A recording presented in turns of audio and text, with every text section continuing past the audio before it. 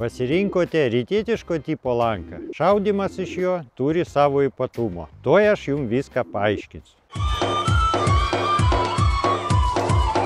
Stovėsena, kaip ir visų kitų, visiškai šonu į taikinį, kojos paraleliai viena kitai. Strėlę dedam iš dešinės nuo lanko. Žiedas iškart po strėlę.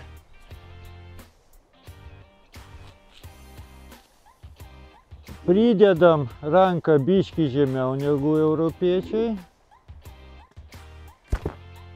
Šūvio metu lankas nueina nuo trajektorijos.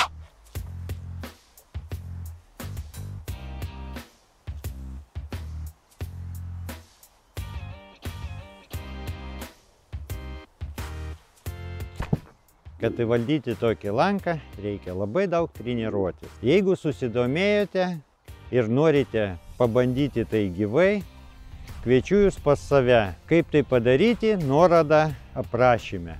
O šiandien iš jūsų laikas, prenumerata ir geras komentaras. Iki!